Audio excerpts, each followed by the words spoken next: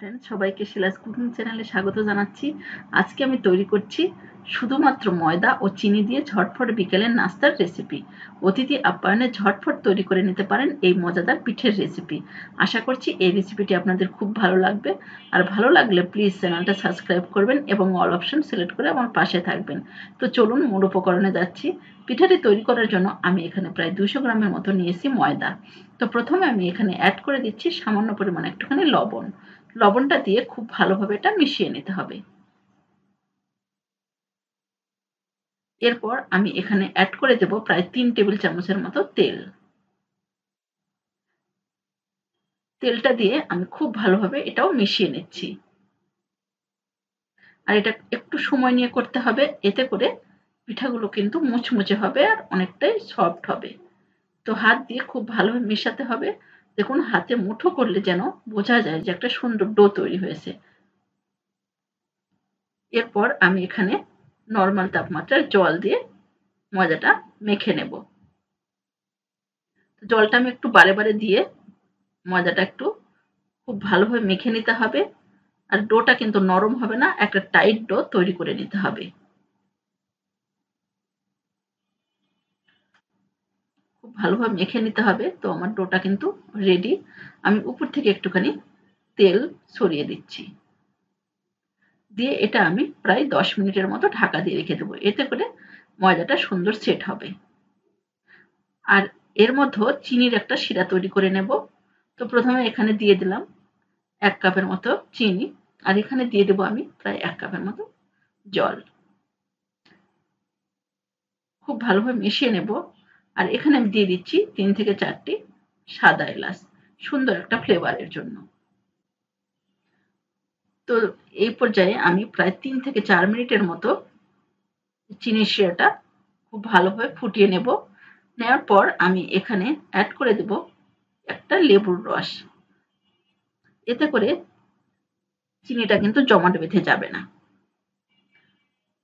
তো দেখুন শিরাটা কিন্তু আমার রেডি। ঠিক এইরকম একটা শিরা তৈরি করে নিতে হবে।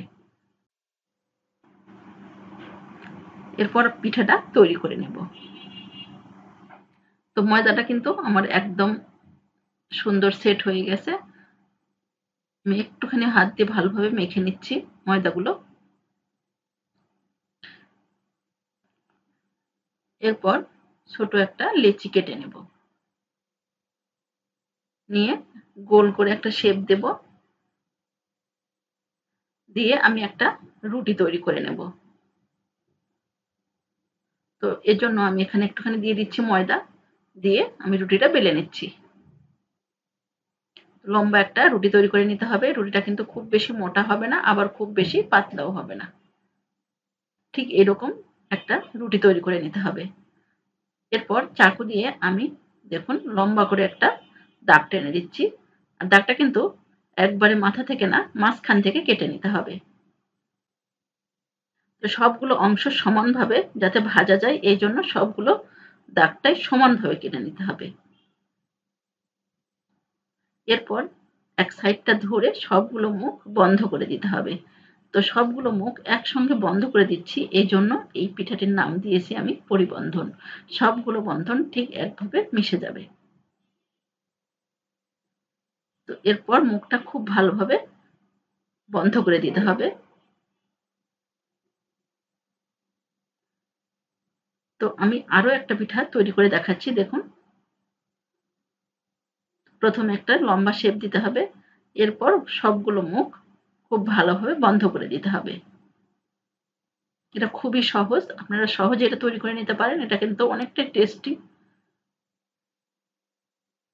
তো সবগুলো পিঠা কিন্তু আমার রেডি। এখন আমি পিঠাগুলো ভেজে নেব।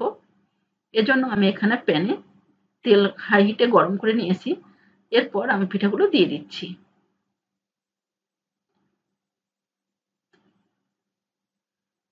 পিঠাগুলো আমি এক পাশটা 2 থেকে 3 মিনিটের মতো ভেজে নেওয়ার পর অপর পাশটাও এইভাবে ভেজে নেব।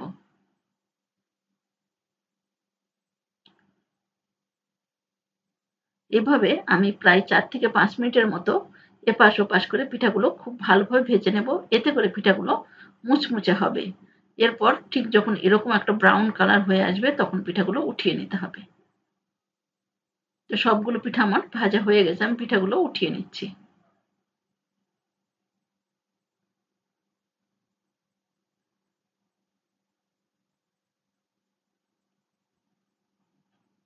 দেখুন আমার পিঠা ভাজা রেডি। আপনারা চাইলে শিরা ছাড়াও কিন্তু এই অবস্থায় পিঠাগুলো খেতে পারেন। তো এখন আমি এই শিরার মধ্যে পিঠাগুলো দিয়ে দেব।